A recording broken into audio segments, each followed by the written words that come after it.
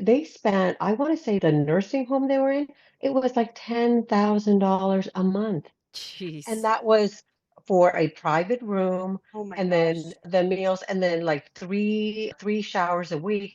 But in Three order to get their, showers? yeah, 3 showers a week. And to be able to get their food, no, you gotta walk to the dining hall. Hi, welcome to Life Generally, hosted by me, Jen Lofstrom, And me, Jen Tran. We are Gen Squared, and this podcast is about life as a Gen. Yay! Hey, Jen, how's it going? It's going pretty good. How about yourself, Jen? It's going. Today, I was hanging out with my dad. I don't typically hang out with my dad, but me and him were doing a little project together. And we went to Long Beach, and it was it's kind of nice. Like, I don't really talk to my dad about silly things. Like, have you met a ghost? Type of stuff. Because he was just like, The things that we talk about on this podcast. yeah, even though my dad he claims that he listens to the pod, but I'm all like, yeah, sure. But who knows? I don't know. So, Dad, if you're listening, hi. If you're not, Okay. I knew it. How was your day? It's been good. I got some Thai food for dinner tonight because I didn't feel like cooking. So it was a nice little treat. No, nice. Yeah. Well, today we have a fun topic today, and we have a special guest. So today's topic is about leaving your professional life to be with your family members as their primary caretakers. And typically the story is with, ladies who have their first child or second or, children, and they leave corporate and become somebody's mom, or do the motherhood thing. But my friend, our guest, she kind of did something different that I don't typically see a lot. And she basically left corporate to go and be her parents' caregiver. So it's so fascinating in a way. I never see this. Have you seen this before? I know of some people, but they retire a little early and then they're taking care of their parents. I haven't known anyone to do the transition that our guest did. Yeah. So, besties, I am very excited to introduce Diana Sugihara. She and I used to work together, and a little background. When I got laid off, the day we had a friend lunch group thing for funsies just to hang out, like my friend, our mutual friend said like, yeah, she quit her job. I'm like, what? Like, like, why would you do that? So, besties, welcome, Diana. Yay! Hello. Hello, thank you for having me on. Happy to be here and share any, information that I have, albeit I'm going on my fifth month now. Yeah, So still learning, but love to share whatever. we would love to hear it. Yeah. I mean, how did you decide to do this, to make this shift in your life? So, I would say it's been in the works for a few years, because I have a daughter. She just graduated from college last summer. Hmm. And so we thought, what we wanted to do was just hang in there for as long as we can. We would love to be able to help her, finish her college career and then see where we were at financially to see if we can then, for me to take a step back Hmm. and then, provide care for my parents because for my parents' unique case is that my mom, she's legally blind. She Oh, developed macular degeneration in her late 70s. So Oh, wow. imagine you're in your late 70s trying to learn how to use a cane, get around. I mean, she's legally blind. She can't see. She went from seeing shadows to some lights hmm, to now she can't see anything. And then my father, who's also 84, he's been her, caretaker. So for him, you can imagine like being 84, he's having to do all the grocery shopping, Yeah. housekeeping, all that. So it's hard on his age. And so then he had a stroke 2 years ago. Oh no. And, Uh-huh. luckily he was able to recover and he was, given the green light to drive and kind of go about his life again. But I could see that they're slowing down. And so with my daughter graduating, my husband and I've talked about it for a while. We're like, you know what? I think it's time. And my sister-in-law, who went through the same thing with her parents, before they passed, she said, if you can, do a soft transition. Mhm. Don't wait until something happens and then, they're bedridden or something, because it's going to be a lot harder for everybody. What's a So, soft transition like versus a hard uh, transition where you're just like, that's it. I gotta just drop everything and just do this. yeah, I think like for her definition of a hard transition was if, like if a parent had a stroke and they're Yes, something bedridden. happened, right? And yeah, and they're not able to help themselves at all. And whereas soft, the way she described it to me, and I think that's one of the reasons she pushed me to make the move was, while my parents are still somewhat healthy, Hmm. I can learn their patterns, their routines. What do they like to cook? What groceries do they want? So then I'm not having to try to guess, so I can take them to all their doctor's appointments, which I was doing for a bit, but then now I understand, all of their health conditions, all their ailments, the doctors, the number of visits, how often they need me to go grocery shopping. So I can do a transition without the stress of work, Hmm. without all the deadlines. So I can kind of shed that and then just really focus on my parents in a way where I'm not having to take it all at once. It's more of easing into it. Yeah. And then you're not, it's not as stressful because it's not you trying to learn it as you go or building the plane as you fly, so to speak.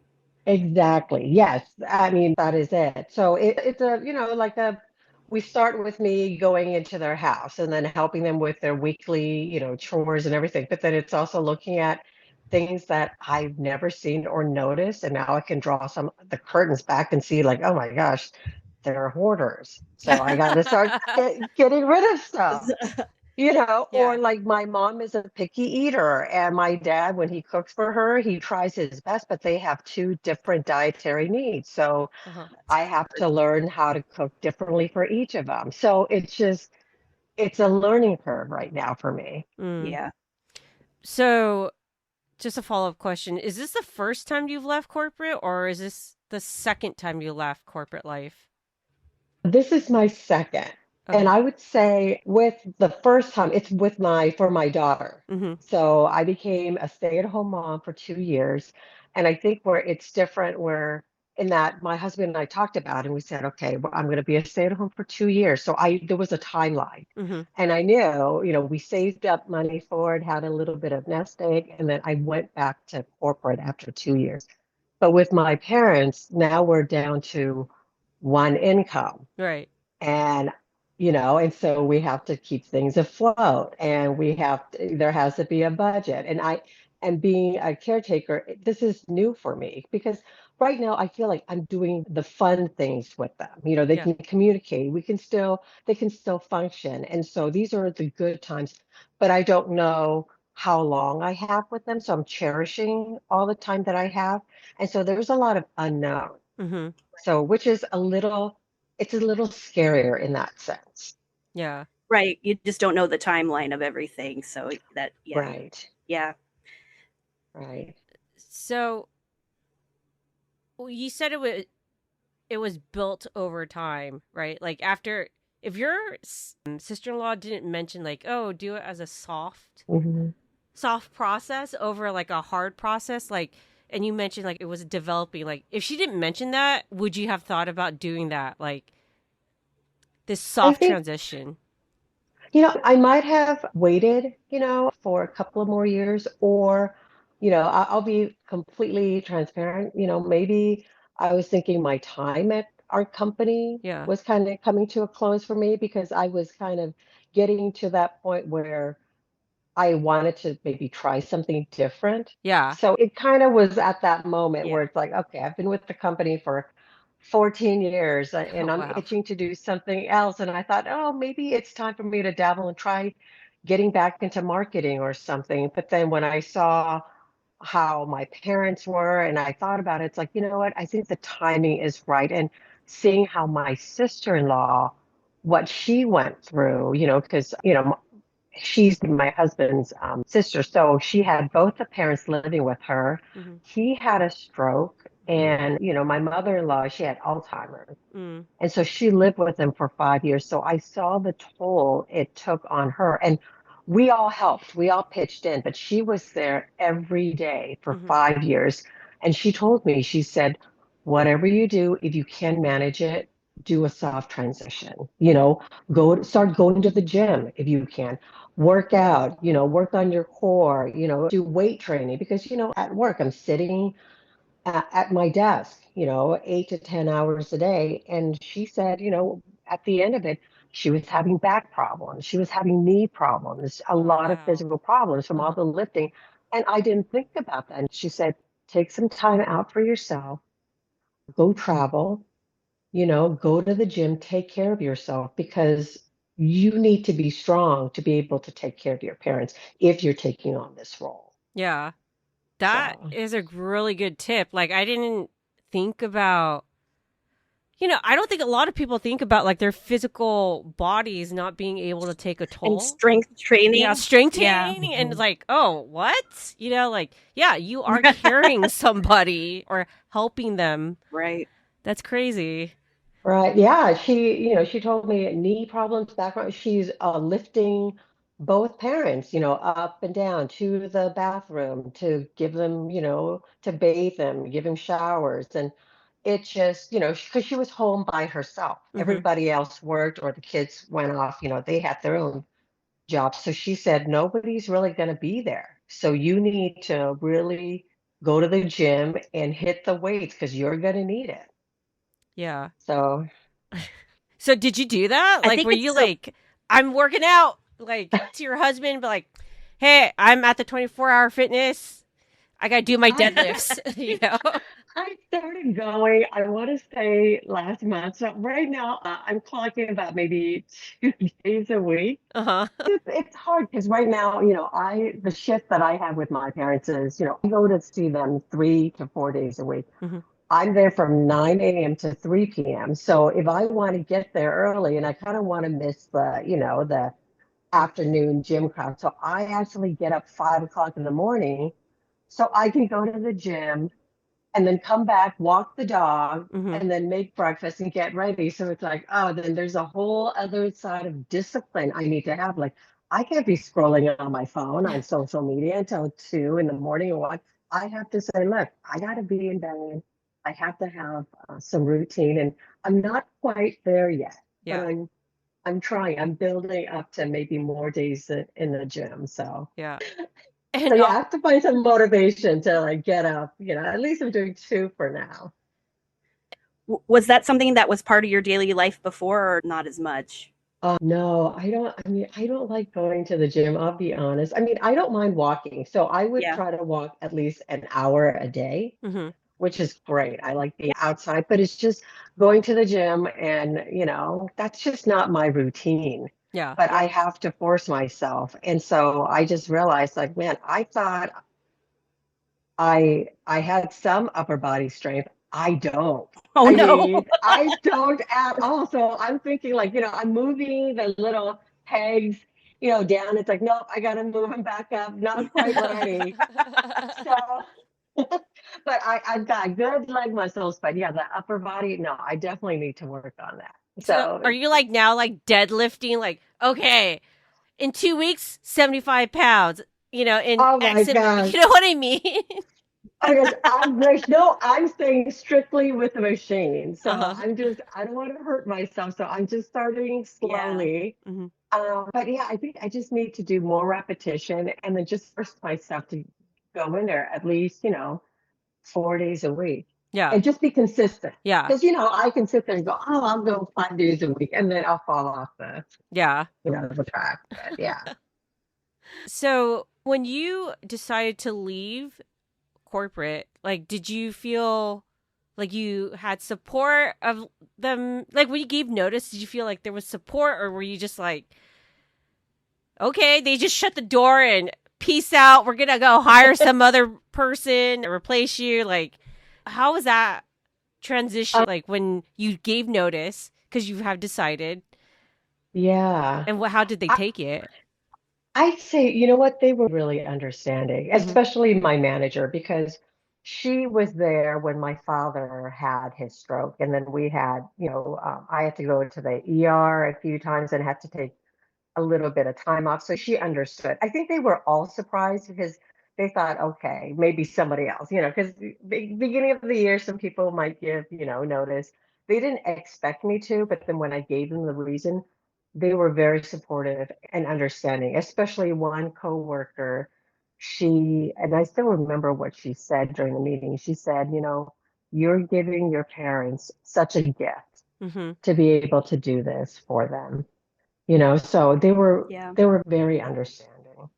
And I think I don't know if you were on this call, but the company last year, I want to say they had a call about work-life balance and then also being a caretaker at the same time. This is one of those, I don't know. Was it a GRE call? Because I definitely Yes. don't think it was like the leader of the company, but like, hey guys, I want to Oh, for you guys to prioritize your family. And I'm like, no, they'll never really oh. openly say something like that. Or they may say it, but they don't mean it, you know? Right. No, you're right. It was one of those calls, Hmm. and I was surprised it was so well attended, and everybody let the guard down. There were tears on the call. Hmm. People were stressed and they were upset, and they said, it's so hard to balance the work, the demands of even their home life, and then having to care for their parents. Yeah. Some of them have parents living with them, which they say can add to the stress. Some of them have parents who live East Coast, Hmm. so they can't get to the parents. And so everybody had on the call had the shared experience of, of knowing that they have aging parents and they want to be helpful, but it was just tough to manage Yeah. their home life, work, and the parents. And so that also made me feel better in my decision because I knew I wasn't alone, Hmm. in this. So that was another reason why I thought, it's time. Yeah. Well, that's kind of good that you felt that there's community, like being alone, making a decision on your own or with your husband, obviously with your husband, but like being singled out as the only family doing that, Mm. it's very tough. Like, like it's like a very unique situation in the sense of like, am I really alone doing it? But now knowing like, there are other families amongst your peers are doing it. And it's like, Mhm. maybe it's like, their situation's a little bit more trickier or whatever it is. It's like it's nice to know like you are seen in a way. And Yes, understood. Yeah. yes, definitely. Aside from that call, that webinar call we had, after I gave my notice and I did the typical, hey, I'm leaving, this is my last day, and this is the reason why. And I didn't go into the details. Like I said, I wanted to spend more time being with my aging parents and caring for them. Mm-hmm. And I received a lot of really kind and thoughtful notes, and some of them were, make sure you take care of yourself mentally and physically. So it Yeah. just made me believe that I'm not alone. There are people going through this, but we just don't really talk about it at work. Yeah. Like I remembered, oh my gosh, I was like a teenager when 2020 did a special about their caregivers. It could be, people at the facility doing caregiving or their aging kids or their adult kids, right? Who are Mhm. being the primary caregiver. And it was so difficult for them, like immensely, not the workers, but particularly the adult kids, like doing that decision, but are not equipped to do being a proper caregiver. Because yeah, there is a right and wrong way to do it. In this instance, in the 2020 special, it showed them honestly doing it the wrong way. They basically isolated this guy's mom because he did not understand Alzheimer's. So this is like, 2020 25, maybe even 30 years ago of learning about this, right? It's been Alzheimer's has been around, but like understanding how to give care to that was a different thing. And it was so sad because I'm all like thinking like in America, this is what happens when I guess adult children neglect their own parents. And it was just like it was so eye-opening to me when I'm like, oh my gosh, is that what's going to be in the future? Like, am I going to be so cold and heartless and be like, I hope I save a lot so I can give my parents a good life at a facility, or I'm too poor that I'm just gonna neglect them and they're gonna fend for themselves and they don't know what's happening to them, you know? So it was crazy. Like I'm kind of glad, fast forward now, today's president, like there's community in a sense and also like vocabulary and there's online training and tips and tricks and stuff. So at least society got better about that. So, yeah, I mean, you mentioned, courses and training. So, as part of this, again, 5 months in, I feel like I'm just getting into the weeds right now and discovering new things about my parents that I didn't know. But then I talked to my sister, my other sister-in-law, who's a nurse practitioner. She said, you know what? They have community college. They have courses that you can go and take, like so you know how to properly bathe them Mhm. and change and feed them. And I thought, oh, I guess that's not something you wing. I guess I have to Yeah. go. So I should. So I have to do that. And I have to take a CPR course. I haven't taken it for years. So that's another thing that I need to put on my to-do list. Uh-huh. It's just there's a lot involved, and I'm glad there are more resources and communities now available than to kind of have to kind of stumble around and figure it out on your own. That's that is such Yeah. a good tip to know. Like there are at community colleges, there are classes to teach you how to bathe your parents. Like I didn't, because like in my head, I'm like thinking like the movies, like you kind of just like either do a sponge bath or just like push them in. I don't know. I'm not. I'm describing it not humanely, but I don't. I don't know how to bathe my mom. I would probably be like, "Okay, mom, sit here on this seat in the shower stall and just, sprinkle her with water." I don't know. But I'm really glad there's resources about that. And there's also in a lot of communities, there's like senior centers and stuff that have resources and classes too. So if you're in an area where there is one of those, that's what we're looking into with my dad right now, because he's having trouble driving right now and to his appointments. So there are resources out there. You just got to check them out. But I think that your other sister-in-law bringing that up is so interesting because, you have this time and this opportunity to take the class. You're not, coming in hot, so to speak, right now. So you have a little bit of leeway to learn that. And I think that that's wonderful. Right. No, yeah, I think that's a really important point. It's like, yeah, it's that leeway where I have time to Mhm. learn and not learn as I go. I mean, I want to be able to kind of plan ahead. And that's more of my personality. I like to plan ahead, know what I'm getting into, just because then I want my parents to feel comfortable. Because sometimes my parents, they'll make up stuff and I'll look at them, I'll be like, wait a minute. Like as an example, like when I pull back the curtains, and one of the things I learned about them, I was surprised and I thought, maybe it's my fault, but parents sometimes they hide things from you. They don't tell Right. you Yeah. everything. And so Yes. my mom, she would say, well, can you help me shower? I need somebody to be able to scrub my back. And sometimes dad doesn't want to. And I said, okay, I can scrub your back. I found out she was using one of those dish sponge, the yellow and the Oh green. Oh gosh, no. a And Scotch sponge? Like, and I said, Mom, you don't listen. No, you don't need. She says, well, it works. And it's like, no, I can get you things, but you don't know these things. 'Cause when I get together with my parents, we're not talking about how she showers and what she Mhm. uses. yeah. So it's one of those things where it's like, okay, I'm gonna get you loofah.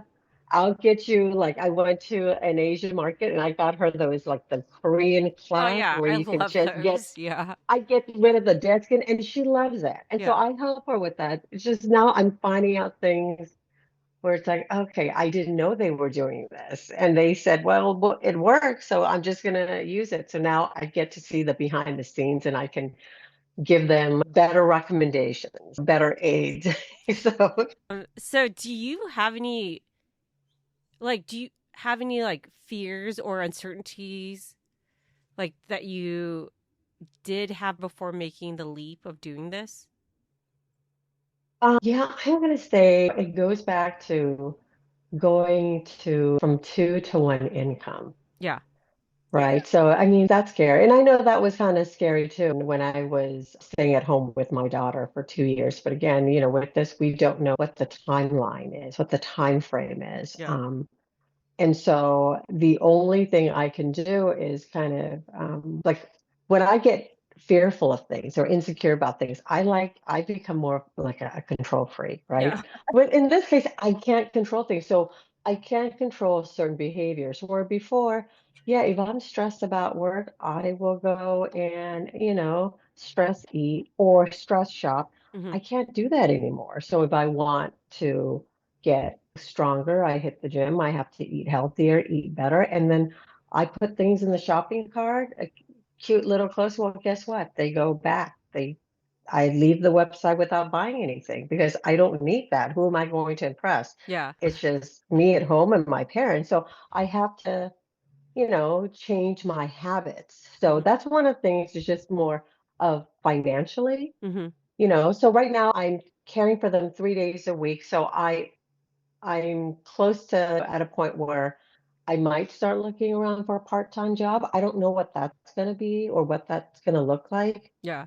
Um, It might be at Trader Joe's because it's it might, flexible. Yeah. yeah. I actually looked looked into Trader Joe's, looked into Costco, and you know what? I heard there's like a waiting list. Those Yeah. positions are in demand. But I'm like, hey, people look happy working there, and you have flexibility. Yeah. So I might throw my hat in the ring, make a little bit of extra money. But yeah, I think just the idea of just going to down to one income, that's just a little unnerving. Yeah, definitely. I feel like so when I heard when you were doing that and I'm like, what?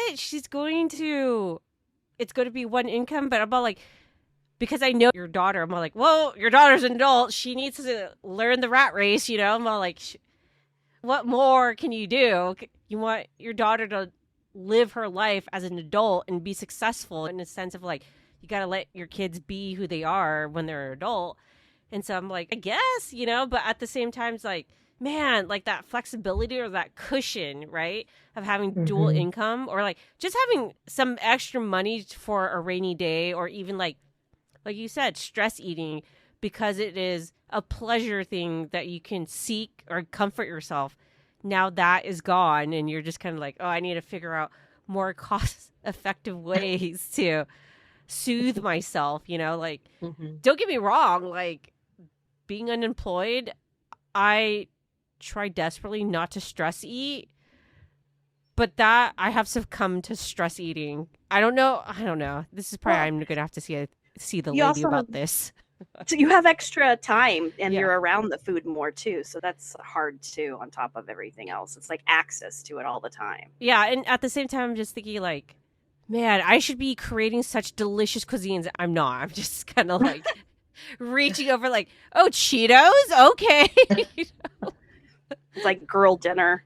How Yeah, would sometimes you just need like a quick fix, and it's like, yeah, as part of this, like giving up the income. So I have to step it up. Not that I didn't contribute in the past, but yeah, I'm doing all the cooking. And that is another thing where the agreement I have with my husband, who is very supportive, Hmm. is I'm doing all the housework, Yeah, all the cooking, all the grocery shopping. I mean, I'm stepping up. So in order, with especially with how things are expensive, we're not going out to eat like we used to. We're not doing takeout. So it's like, yeah, I got to step it up.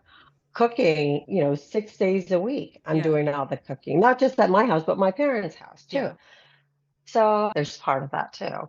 I'm glad you talked about like you and your husband had an agreement. It wasn't like discussed about this. It's like the trade off of this, of like taking more responsibility of like the household things versus like, some ladies may not have an agreement with their partners, their husbands, their spouses, whatever, and they just it's kind of like in my mom's situation, right? My mom was in charge as a working woman, supporting her family as well, and my dad, who's also working, but she was in charge of like household stuff, and on top of that, Yeah. taking her kids, me and my sister, out to whatever lessons, versus if my dad actually like kind of was like, oh, let me help you take the girls out, and you could do whatever, but I'm glad that your husband has this discussion, like, okay, well, this is what's going to be like if you choose this,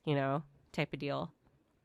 Oh yeah, no, we definitely talked about it. We talked about there's going to be a budget. We have to watch our spending. We might not be able to afford to travel on fun international trips for a while.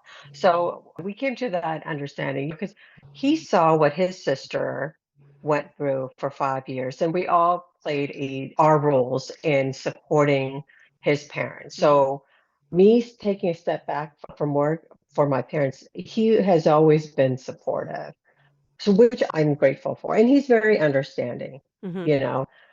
So that I'm going to say I'm fortunate that we're on the same page. And that was an important process. And that was the only way I can really take a step back from work, Mm-hmm. you know. Otherwise, I think it would just be stressful. The idea of me quitting my job, supporting my parents, and then having him resentful Or that we're you just down to one resentful of income. him, you know? Yes. Yeah. I remember having to do that division of labor when I stayed home with my son for a year after I had him. I stayed home with him for the first year, and I mean, taking care of being a caregiver, whether it's adults or babies, it's a lot of work sometimes and energy, and so I would have to remind myself like I still got to get the laundry done and the dinner still needs to be made.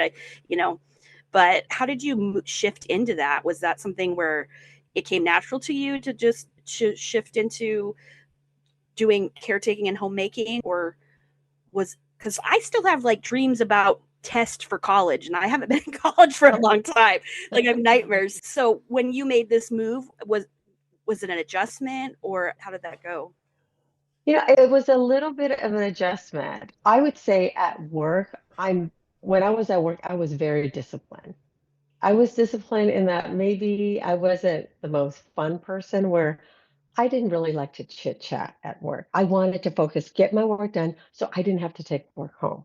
I would write down all of my to do for the day and I would check it off the list. And I was really good about that. I mean, at work, I would even go as far, and this is really so antisocial of me. I would put on Bose noise canceling headphones, to signal other people like, leave me alone. I want to get stuff done so I don't take work home. But now that I transitioned to this and then kind of running two different households, and whereas before I took a lot of pride in my work, like I always try to aim for like A quality work, A plus work. And I'm finding out that, you know what? B is It's, fine. it's just fine. It's Yes. just fine. Nobody is hurting. Nobody's calling the police on me because I didn't have an extra side, for dinner. Mm-hmm. And if I went to the grocery store, my mom said, I want, those nice big, grapes. I forgot the names of those grapes. Oh, they didn't have them. So you're getting peaches or mangoes instead. And if she's still supporting, it's not the end of the world. So it's just be level, be quality work, it's fine, And so I think I've let go a lot of that, being a control freak Mm-hmm. and having, wanting to deliver and hit the mark every time to like everyone is happy. My husband's happy. I make breakfast for me, the dog, and my husband. And then I go and help my parents with their breakfast, so it's like it's fine. Everybody's happy. I don't have to try to be perfect, Mm-hmm. and it's okay. And so that's a Mm-hmm. adjustment for me. And I don't, and I've moved away from having to make that list and feeling like if I don't cross off everything on the list, I failed for the day. I had to let go of that workaholic mindset to like, you know what, it's fine. My parents are happy. a lot of the pressure has been lifted from my dad. And they said that their quality of life has improved since I started coming over more. Mhm. So I think at the end of the day, that's been a helpful, great feedback to hear from them. Yeah, that's great that they're giving you positive feedback versus like some toxic families are just, some parents are just like, even though you're helping them so much, they just cannot be nice about it. But like, hey, Mm, you have helped me a lot, like I, I always wonder if my parents, and I think they do, but like in my household, my parents they don't say supportive things. It's kind of like a backhand slap, but it's like a snarky comment, and you're just like, I don't think my parents know how to be nice, like, but I hope towards their more deeper golden years or even their twilight years, they kind of have reflection, be like, yeah, my kid helped me out towards the end of my life, and they were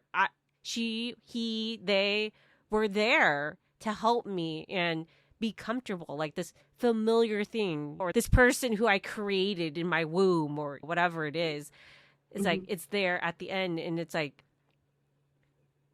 I'm a little bit romanticizing this idea of like having Yeah, family yeah, yeah. there with, like towards the end. And sometimes there are situations where there are not, there's no family that's there, or mhm. identified family to, or created family to be there. But it's like, yeah, I questioned about like in the future, for my future with my parents, like, are they going to say thank you?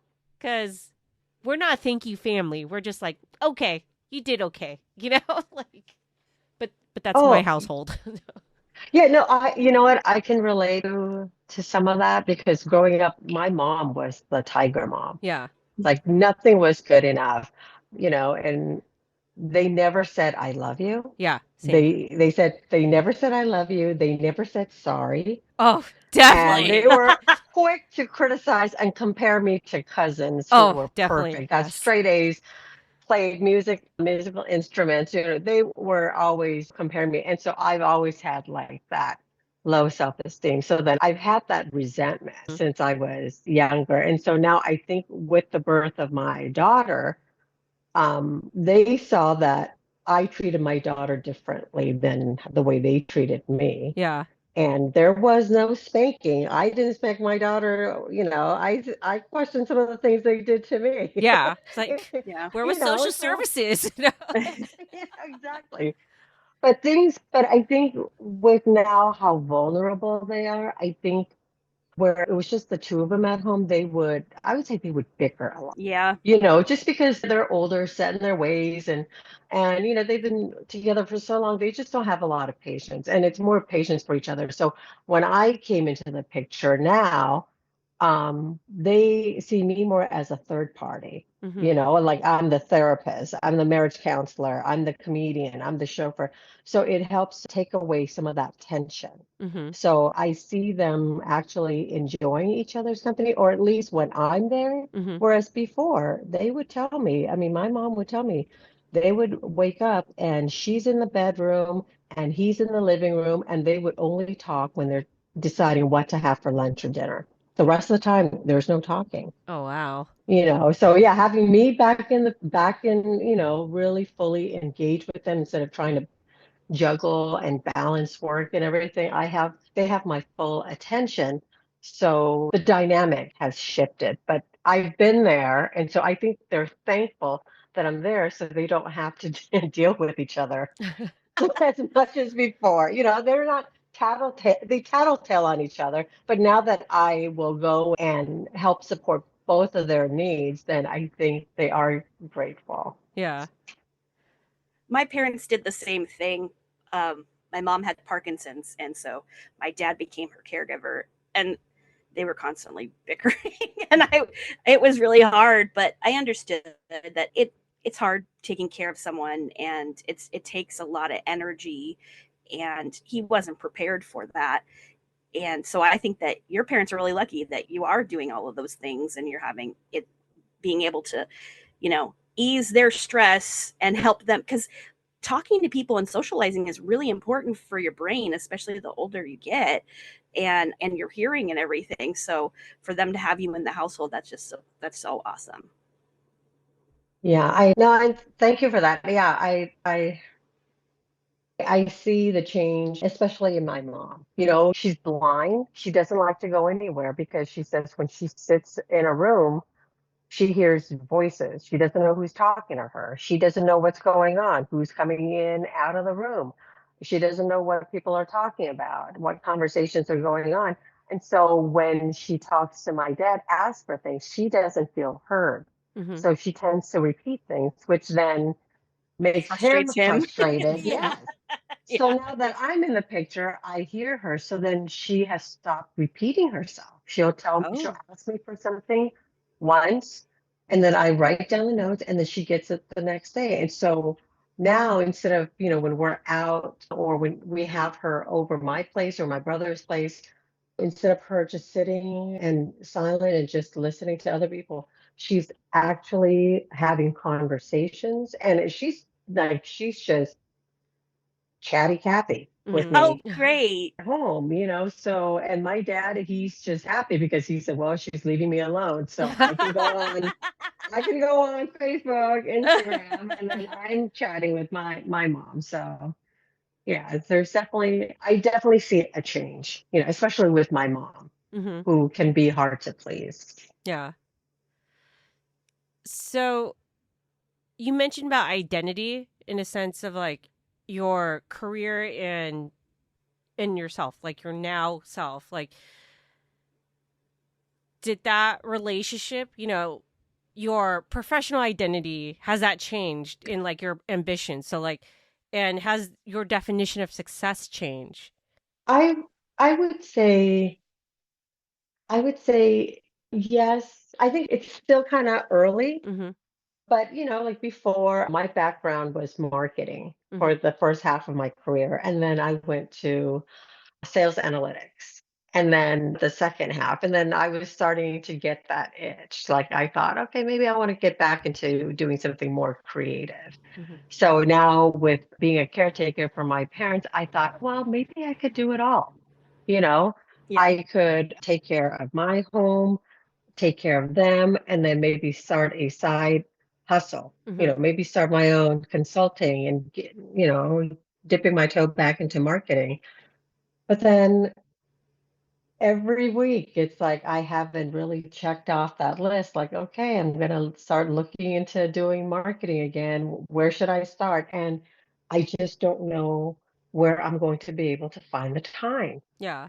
And I kind of still I want that, but you know what? When 8 p.m. rolls around, it's like, do I really want to open up my laptop and Right. start, or Yeah. do I Right. want to go to bed so I can get up 5 o'clock in the morning to hit the gym? So, in my heart, I still am aching for some creative outlet, Mm-hmm. but I just don't know how that's going to happen with what time I have. And I know as my parents age, they're going to need more and more of my time. Yeah. I Right. mean, I would love to be able to do some creative work and maybe some freelance work, but I can't, I shouldn't kid myself. That's Mhm. going to require a lot of work too. So Yeah. I don't know. I think it's a little early, but I still have some hope. Yeah.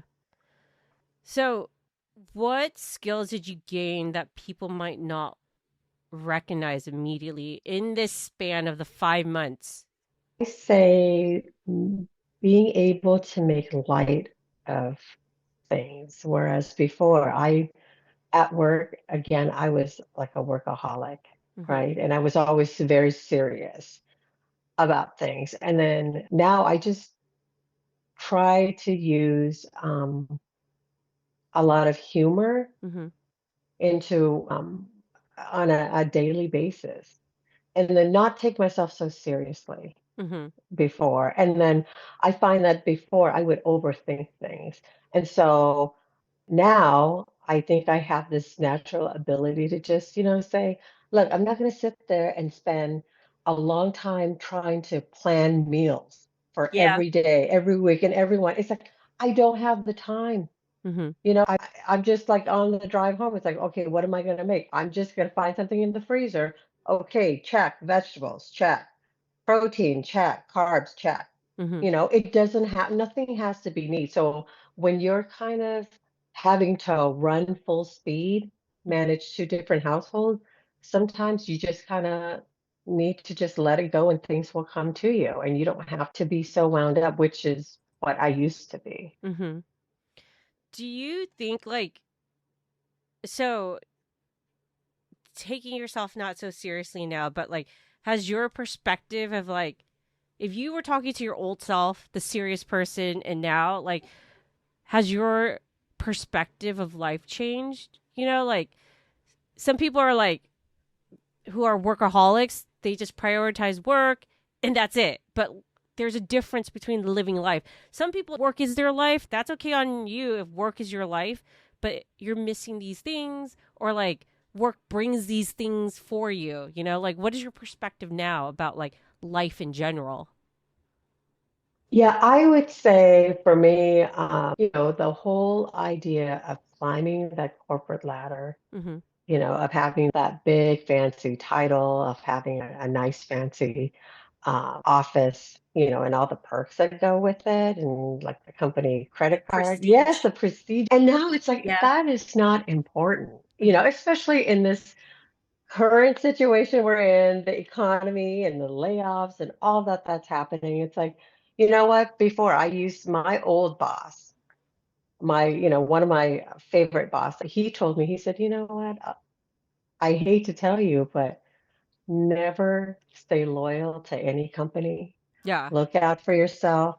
Yeah. Take care Yeah. of yourself. Take family first, your health first, mental, physical health first. And it never really stuck with me because I was always trained to think, workaholic. And I have to just clock in and work hard and I'll be recognized. And I realized that is not what's important. All of that, where I was so focused on trying to be a great dedicated employee while my parents are sitting at home scrubbing their backs with a dishwashing with With a dish sponge. Sponge. with a dish sponge, So it's like they're Yeah. barely getting by, and I didn't realize that. And it's like, oh, I just feel so bad. I thought, did I neglect them? But it's like, no, you don't know these things until you pull back the curtains and then you see what's going on. And then it's like, no, this is the moment that I have with them right now. I think I'm enjoying every moment. There were some challenges with my dad, when he had a stroke. I told him he was a difficult patient Patient. where the doctor had to intervene twice. Oh man. So he was that difficult. Like he had a stroke and he was supposed to walk with a walker, Uh-huh. but he decided to be, to pull a prank. He would hold the walker over his head and try to do the moonwalk because he thought it Oh would my be funny. gosh. Like things Oh like no. that. I would have a heart So attack. That's why I don't know. yes, and he would walk on like the marble floor in socks. And I said, Dad, you Oh, cannot do that. Like he didn't listen. But now that we're past that, but now he realized that if I'm all in with them, because they told me they felt that. They said, don't resign. Mhm. If I'm all in, so that's where they realized, well, they have to learn to compromise, Wow. so it's a Okay. give and take. So that's a big step for Yeah. them. Yeah. Wow. So you did tell your parents that I'm resigning to take care of you. Yes, and they told me not to. Uh-huh. They told me not to, but at that time also towards the end of last fall, the DMV did not automatically renew my father's driver's license. They Yeah. said it was up for review. They wanted the doctor's note. They wanted to reevaluate him. And so we thought that was it. They're going to take it away. But surprisingly, they gave it to him and he can still drive fine. Mhm. But I know he's more comfortable with me driving, or I'm, the chauffeur. I take him to Costco or wherever Yeah. he needs to go. Like, they recently discovered Trader Joe's. I'm like, Trader Joe's, that's my favorite place. So now I go to Trader Joe's and pick up, little things. Nice. So how did your relationship at home and professionally shift for you? I would say it's a different mindset. Mm-hmm. I try to be very mindful of things that I say around the house. Mm. You know, I don't have that stress. Like before, I would wake up and I would dread, like, oh my gosh, I'm going to log on to the email and then there's going to be something from sales. First thing, 8 o'clock in the morning, Monday, never fails. This is urgent. Can you get this done at the end of the day? Like that type of stress is no longer there. Mm-hmm. Of course, there are other stressors, like, when my parents would be in the thick of their health problems. But that is no longer there. So I think I feel a lot more relaxed. But then I also have to be mindful of if I'm too relaxed at home, where, if I'm in bed, waking up or getting ready, I would hear, the trash sanitation workers come and pick up the trash. I'd Uh-huh. be like, why are they here? And my husband would say, oh, because it's Friday. Like I would lose track of time. Mm-hmm. Yeah. I don't know what day of the week we're in. Or my husband would say, oh, thank God it's Friday. I say, oh, yay, thank God it's Friday. And then he'll be like, what are you happy about? Every day is Friday. But I would say, no, that means we get to spend the weekends together. You know what I mean? Yeah. So, yeah, it's the shift of, sometimes I lose track of days, Yeah. you know? So Yeah. I guess that there's some good and bad in that. Yeah. Yeah, I think it's like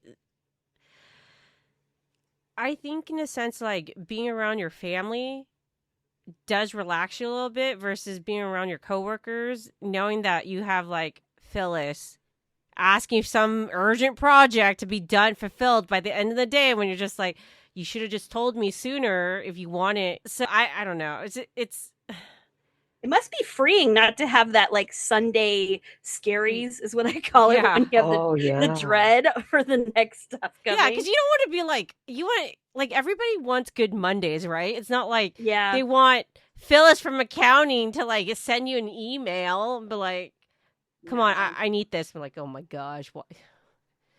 Yes, Yeah. no, definitely. Like the Sunday blues, like Sunday morning. Yeah. I would already like mope around the house You would already and have oh no. dreading. You're already in mourning for it. Yes. Oh, Or even like before, like, okay, we wanted to take a vacation. You have this mountain of work you got to get out of the way. And then yeah. when you come back, it's a different mountain of work waiting for you. So you can't really enjoy.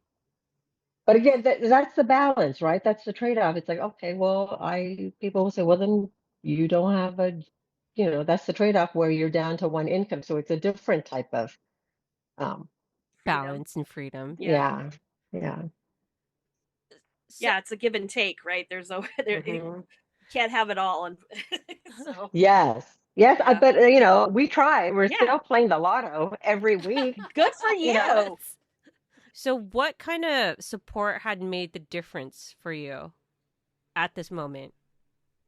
I would say definitely my husband. Mm-hmm. Aw. Definitely. Having him say, you know what, do what you need to do, we'll be fine. Mm-hmm. That meant the world to me. That helps. I think he knows how important my parents are to Yeah. me, and he saw the gift that his sister gave to his parents.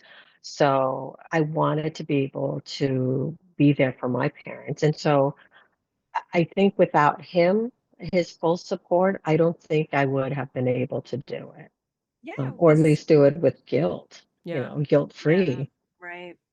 That makes sense. Shout out to Diana's husband who I met. know. He's hilarious. But it takes a village. Like everybody has to be involved somehow. So having him support you and him still like financially helping the household and everything, those are all important roles. You're all doing the best you can to make everything work. And that's great. Yeah, yeah. And I tell him we need to be fully honest with each other. If you get to a point where you're Yeah. beginning to resent me, you need to let me know.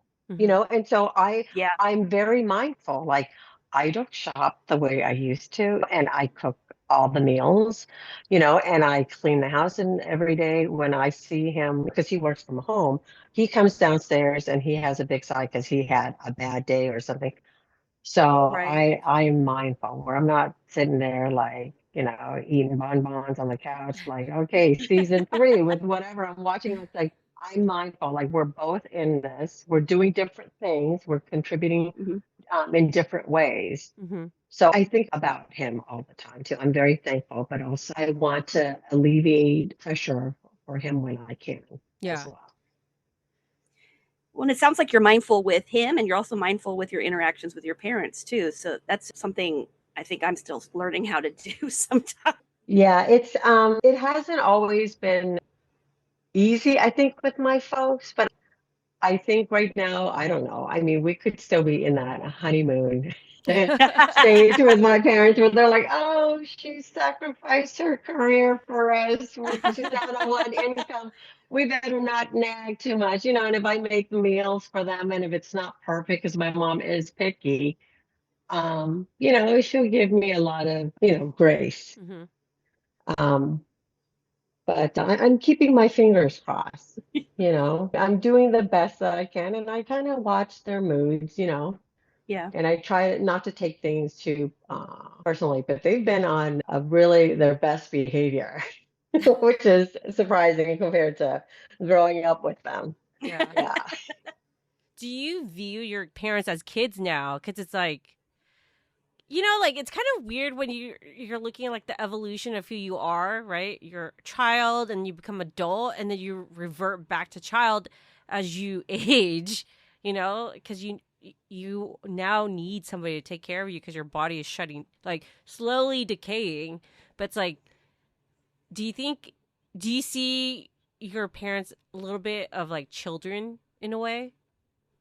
Oh, yeah, definitely. I mean, my mom, I have to guide her, from her, what is it called? Her recliner Hmm. to the dinner table. Mm-hmm. And I have to guide her back to her recliner. And then, was it a month and a half ago? They went out for a walk together, the two of them, and I told them not to, right? Mm-hmm. So I would have to kind of, my mom and my dad went out for a walk, and I would tell them, why do you wait for me?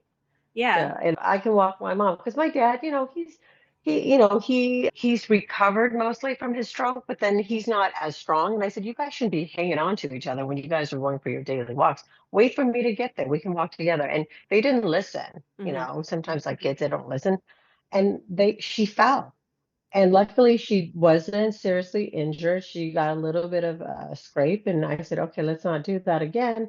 So I went and we looked on Amazon, and we found like this little mini treadmill, Mm-hmm.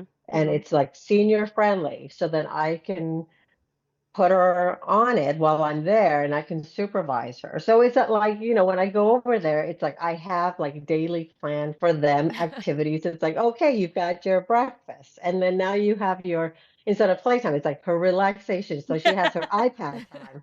And then after your food digest, we're gonna put you on a little treadmill.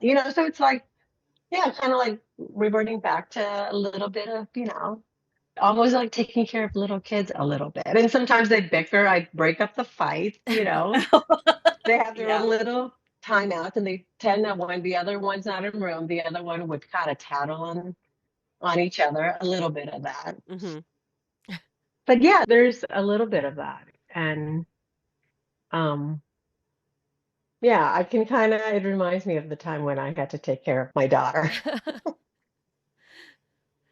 So, do you think the decision that you made was due to your cultural background? I would say so. I'm Thai, Mm-hmm. as in Thailand. So, Okay. when we talked about like Thai food, Yeah. I was like, Yeah. yeah, Thai food, that's my favorite food, duh. Um, but yeah, there was a period of time where I remember I went back to Thailand for 2 years and I saw my grandmother there in the house and she had lived with us Mm-hmm. and she had passed away.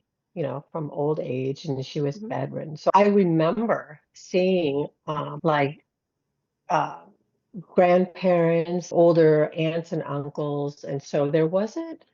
I think back in the day, there wasn't like a nursing home. Yeah. Not that I was, Yeah. aware of in Thailand. So, older parents, grandparents lived and died in the home. Mm-hmm. So it's normal for us from what I can see. And then Right. with Kenny's, my husband's parents, they passed away at my sister-in-law, Mm-hmm. so their last days were at home. So that was another thing that I saw, that our whole family saw, and, went to visit and help support and take care of them. So I think for me, that was just something that we did, Yeah. at least in the Thai culture and with my husband's family. So the idea of them going to a nursing home, for me, we just think, oh, it's expensive. Yeah. Where do we put him? Who do we talk to? What's the process and that? But it's just, for us, it was just always a part of, my upbringing. Yeah. My grandma right now is living with my parents. My mom has a big family, right? She has like 11 kids or whatever, but my grandma's so used to living in California versus like the other siblings, my aunts and uncles live far away and she can't deal with snow. And so like I even asked my mom like why don't you want to put grandma in a nursing home, you know? And it's like she told me it's like it's a culture thing. And I think too that nursing homes are very expensive as well. Like Yeah. you have to, like people of today, it doesn't matter if you're 20, 30, 40, right? You should really be thinking about like your end life as well. Like where do you want to be? Because there's a possibility that you won't have generous kids like Diana taking, Yeah. being there to take care of you, that there's a possibility you may end up in a nursing home, which I'm not saying, I'm not poo pooing on nursing homes or anything, but it's just very expensive. And I really hope technology goes to robots and the robots are very gentle, that you can just Oh no. die at home with a robot caretaker or something like that. But that's just, we don't know. We don't know what's going to be in like 40 years or something. Well, and there's also insurance out there, right, that you can get. My current employer offers that, where it's like you pay money towards care for yourself when you retire. Yeah. So it's like your future health and like care, and also anything like if you're going to go into a home or something. But it's a chunk of change that you have to put aside on top of your retirement and on top of everything else. So, but planning for it is important, because sometimes, you don't know who's going to be there to help take care of you. And let alone like I heard of stories, or maybe it's just watching so many like crime dramas of people scamming older people, like, Yeah. and like Yeah. they have to remortgage their house, or the nursing home owns their house, and it's only enough, like their house is only enough to sustain their life for 5 years, right? Mm-hmm. And the money is exhausted, and it's like, and this person is going to live beyond the 5 years that's sustaining them. It's kind of like, what is wrong with these nursing homes that are like doing these things? That even questions my thinking about nursing homes in a way. I was like, yeah, it's a money scheme. At the same time, it's like there are the administrators who are greedy, and there are the facilitators who are actually caring for these people. It's very difficult. Like, I don't know. I don't know much about that industry, but I definitely know about the scammings of people, Well, and even when elderly people, like my mom got a call one time, or she got a text, and it was from her bank, and it happened to be her bank, but it wasn't really her bank, and she had like put in her information. Now, luckily, she was sharp enough where she realized, like, oh no, this may not be Wells Fargo. This might, and so she called the bank, and they said, no, that's not us, and they stopped everything before it became a problem. But those kind of things happen all the time, and unless they have people that are around them to help them and remind them of these kind of things and look out for them, they can be really taken advantage of. They're fragile. And yeah, you wouldn't let your kids, be in charge of a credit card and drive, and it's just the same kind of thing with your parents. You have to look out for them because they're not the same, as they used to be. They want to be the same. I'll tell you that. I'm in my 40s. I'm closer to my 50s now, and I want to be the same person that I want to be dancing and doing all these things, and sometimes that's not the way it is. It is everything shifts, and we all evolve in a different way. Yeah. Yeah, Um, my parents did not. They had an opportunity, and same with my other sister-in-law, had an opportunity to hire, home health caretakers to come in, Mm-hmm. but they didn't want just any random person coming in. Right. They're yeah. like, no, absolutely not. So when I said, okay, I'm going to resign, I'm going to do it, and they would say, okay, no, we don't want you to do that. We don't want to be a burden. And I did it. It's like, well, we'd rather have you Hmm. than some Yeah. stranger, Right. and same Right. same with my husband's parents. Like they spent, I want to say the nursing home they were in, it was like $10,000 a month. And Jeez. that was for a private room Oh my and then gosh. the meals and then like three showers a week. But in Three order to get showers? their, yeah, 3 showers a week. And to be able to get their food, no, you gotta walk to the dining hall. Otherwise, if you want them to bring food to you, they're going to charge you for every time they bring food to you. So every little thing they're going to charge you. Oh my So, gosh. so then So like a the hotel parents. at that point.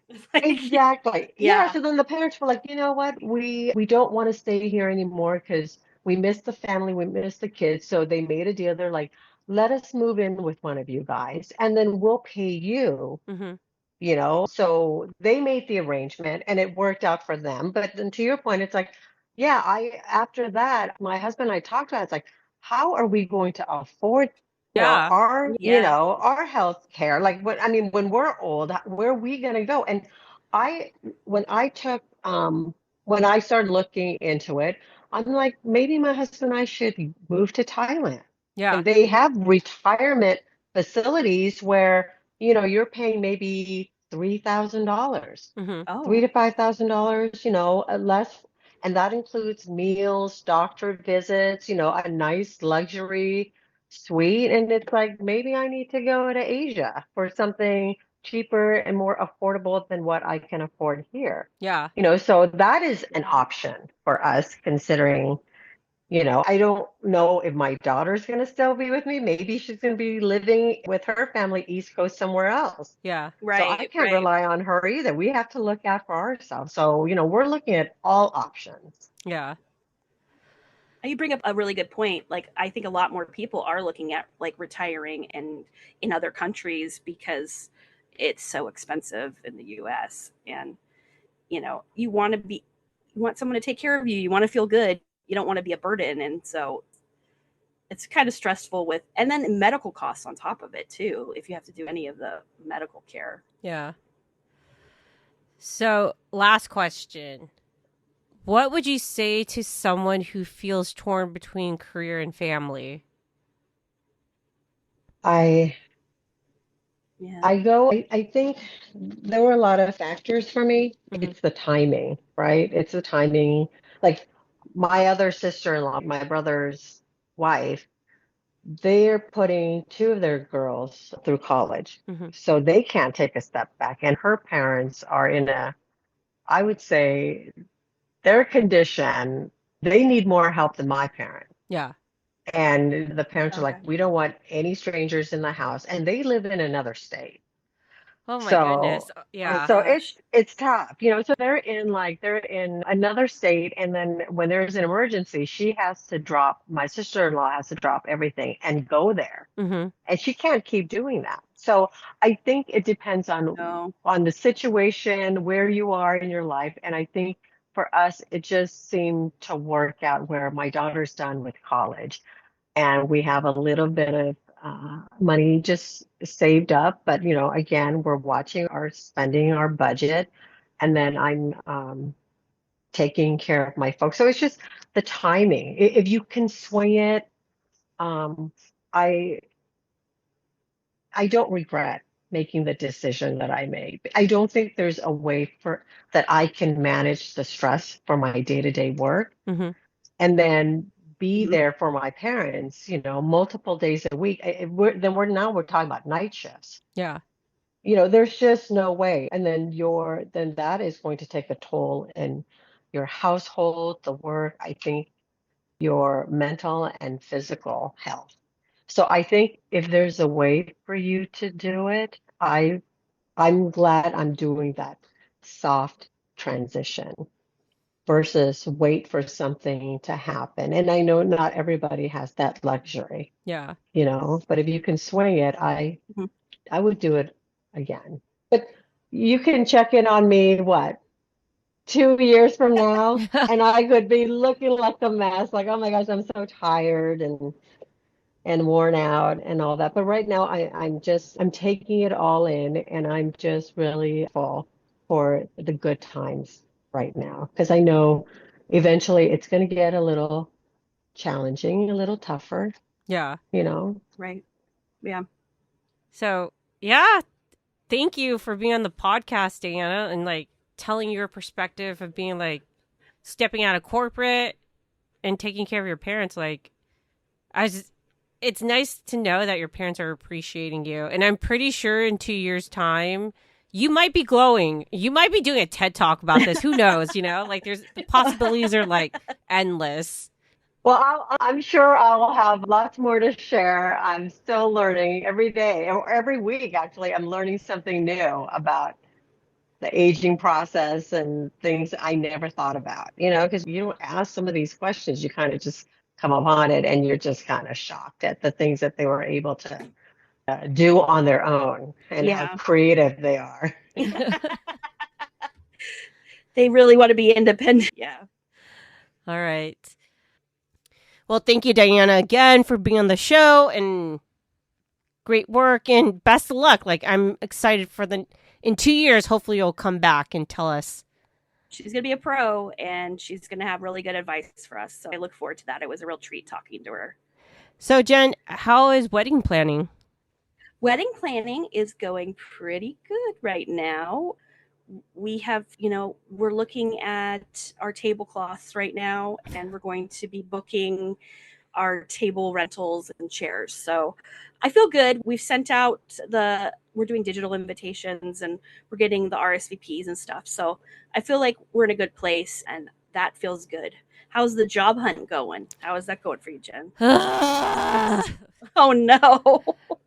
It's a hard time, man. The market's so tough. Yeah, it's just, man. But we'll see. Well, I'm going with a chin up and still trying to plow and find my job. So, yeah. But this morning when I was hanging out with my dad, he was kind of like spinning out ideas for like, in the sense of like, why, like, find a job. But I think it's time for you to find your niche people. And I'm like, oh, I was just kind of like, what? And it's like, he's all I like, get that. But he's all like, you should go to more conventions or something that you can meet these people that could lead a job. And I'm all like, I need money for that. Like, those conventions aren't free. Yeah, they're not. But that sounds fun. I mean, he's saying basically like, think of other ways to like do interesting things to connect with people to get a job. But yeah, you're like, Dad, are you going to pay for me to go to the exactly. conference? Are you going to fork out these thousands of dollars to go to these conventions? He probably doesn't know how much they cost. I've always gone to conventions only if they're free to me, and that means I'm going as press most of the time. Right. And yeah, I'm so shocked when people pay to go to conventions. Like, don't get me wrong, I do love going, like, Comic-Con. I don't think I would shell out the $300, Oh, it's so expensive. I mean, we went to D23 last year, but we didn't have to pay for it. We got the given to us. But that also meant we didn't get to plan any of the, actual like events that are happening. So I don't know. That takes a lot of time and energy, and they're just so expensive. Unless someone wants to pay the dime and maybe put me up in a hotel or something. Or our besties could give us the hookup and we can go as press. Oh, we could go as press. Yes, besties, please. Invite please us. let us know. Next convention. I used to go to like one of the broadcasting one that was in in Vegas. It was always fun. Yeah, Bissies, hook us up. Hook us up. Hook some ladies up. Yeah, I mean, like, you can either go to buy a coffee and donate some money to us there, or you can hook us up with a convention press pass. Whatever works, whatever's easier for you. Okay, so what is your burnout meter? My burnout meter, I was thinking about this today because I did have a lot more energy, but some pep on your step. I do have pep in my step, but it goes real fast. You know what I mean? Like, so I would just say I'm kind of like, I'm surviving. Okay. What about you? Are you dead, exhausted, surviving, content, thriving? So recently, I don't understand why, but I feel very content. Like, that's good. Yeah. I've been really happy last week. I don't know why. I honestly don't know why. I was just like it, and I've been like reading more spiritual books and stuff like that. So maybe you're just feeling fulfilled then. Yeah, but I don't know if I'm feeling fulfilled or it's like the universe is telling me a message or something. Like that's. I get it. I don't know. It's just like, like today's episode. It's kind of like.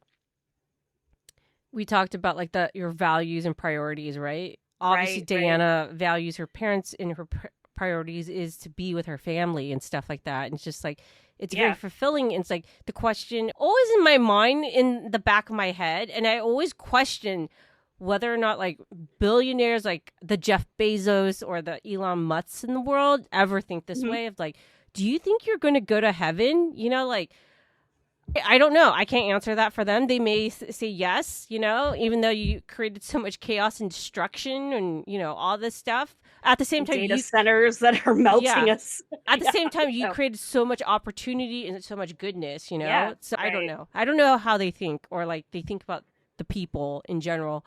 But I always think about like, let's say if me, not you, but if I died yesterday, would I be content with my life as of right now, as a 42-year-old person?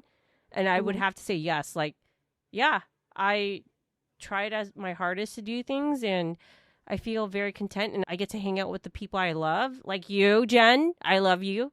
I love you too. I agree with that. I think that's a really good point. We recently had a friend pass last week and it's, and he was our age. So it's hard when we've been thinking about it. Like, are we happy with where we're at? And, you just don't know how much time you have left. Yeah. So, but I kind of equate it like did you ever watch the show The Good Place? Yeah, I have. I really enjoyed that show. And I kind of feel like, The Good Place may not be so good, but I'm doing the best I can to get there. So yeah, wherever I land, but I think that's great that, that you're feeling content and that you could share a little of that with everybody, with our besties. I'm sure they would appreciate it too. Yeah. How about your health scale, female health scale? The female health scale. I feel good. I feel like I'm a solid 8, nice. Out of 10. Yeah. I'm doing more exercise and I'm, just taking care of myself and trying to really think about what I'm eating and movement, like how our guest was saying, right? She was saying like lifting and stuff like that. Something that's really big on my head is just, I want to be able to be physically strong when I'm older. So yeah, you want to be deadlifting like 150 pounds? I don't know about deadlifting 150 pounds, but I do know lifting people is hard. Yeah, and definitely. I also want to be able to like travel and walk and get to places. So yeah. Like, but how about, go ahead. Sorry. Like the story when I'm all like, I want to age like those Japanese hikers in Japan. 1,000,000%. Yeah. That's like, I want to be able to like, if someone's like, hey, I'm going to the Great Wall of China, I want to be able to be like, oh, sweet, I'll come. Like, yeah, I don't want to have to think about like, oh, is my ankle going to bug me? And, oh, my joints are all messed up. Like, I would like to just be able to do it and do it well, not do it and be in pain the whole time. Yeah. So, yeah. What about you? How is your female health scale? Okay, so this cough hasn't been shaken off, but I know. Oh my god, this is even worse. I don't even know which was worse. So I thought I had pneumonia, like walking pneumonia. It could have been true earlier. Yeah. but I have the common cold. Can you believe that? Like I can't, but it's been around for so long. I I just know. don't even get it. It's been like, it's like you've had like a croup, like just like crud hanging around for like over a month. In my head, I'm just thinking like, is this how common colds are like when you turn 40 or you? Oh, dun, I know, dun. like as you age, it gets worse and worse. It feels like death. Like now I I think, understand you why the flu kills people at this point. Well, I'm glad it's just a cold, I guess. But how are you feeling? Are you feeling okay, or So is it last still week lingering? I slept a lot, and Oh, I good. just like was just taking it easy. Because I wonder if it's like this cold is just lingering because of stress, you know, It can be, yeah. and that I'm If not. you're not resting enough, Yeah. yeah. So that's why I'm just kind of like, yeah, okay, I'm just gonna take it easy. So I've Take been some feeling naps. good. Yeah. Good. I'm glad. So I wouldn't I'm say glad. I'm an 8, but I would be like 7.5. Okay, Okay. because you got some rest and you're Yes. not pushing yourself too hard. And napping. Hey, nap it up. That's what I'm about. Like Nap it up. Yeah, like people say, I like the way you work it. You got to bag it up. No, I'm all about napping it up. Just got to nap it up right Bestie, now. make an EDM song out about this. This is where I'm at. But actually, I was a napper my whole life. I've been a napper. I'm pretty much like a cat. So, yeah, anytime you can sneak in a little nap there, It's golden. it's a good, Yeah. it's a good thing, man. It's restorative. You got to recharge somehow. Yeah. Okay, Jen, could you tell the besties where they can find us? Yeah, you can find us at lifegenerally with a J at gmail.com. That's the way you can email us. You also can find us on the Instagram at life.generally, and that's with a J. I heard there's great cover art. There is great cover art.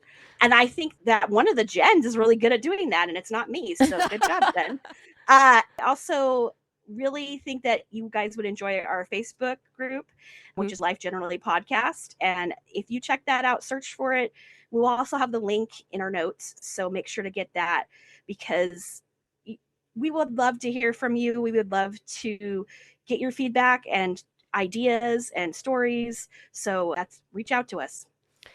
Besties, if you want to support us financially, and I hope you do, you can buy us a coffee at buymeacoffee.com/lifegenerally. That is buymeacoffee.com/lifegenerally if you feel compelled to support us financially. Or you can support us by telling your friends, family, acquaintances about the podcast. Yeah, share it. Spread the wealth, guys. Or you can invite us to conventions. Yes, that too. Definitely. So, in closing, I want to mention that you typically so I typically post the podcast new episodes on Thursday nights between 9 and 12 on Thursday nights, but they will always be there on your Fridays to your commute at work or the start of your weekend or when you're doing laundry or whatever. But yes, new episodes will always be there Friday mornings, ready for you to take a listen. So, Jen, do you have any last words? My last words are nap it up. Make an EDM song about that. Nap it up. Boom, What about you, Jen? What are your last words? My last words are think about the future beyond the future that you have right now, because it's a possibility that you might have to take care of yourself. And others, too. Yeah. So good luck on that. Wise I don't even know how words. that's going to shape up, but I'm just telling you, like, It's definitely, this interview really made me think a lot about that. And yeah, the planning for future. your own future and family. And yeah, so. And also, like, besties, if you're above a certain age range that we think you may be, if you are like over 65 plus, thank you for listening. We love you so much. But sure. even so, like, some people think like, when you're in that bracket, that age range bracket, that there's no future. No, there's always a future. Like, and that future is always uncertain. So always think about the future for yourself so you can better take care of yourself and even family members. Like, it's better to be prepared than surprised. Both financially and physically, right? Yeah, so I hope my besties 65 plus age are deadlifting 150, and we might see you at some CrossFit contest. If you do, please send us a photo on the Instagram. Yes, we would definitely love that. But we could also interview you about your deadlifting. Yeah, exactly. Give us some techniques. Yeah. All right, besties. Thank you for listening. And Gen Squared out. Woo!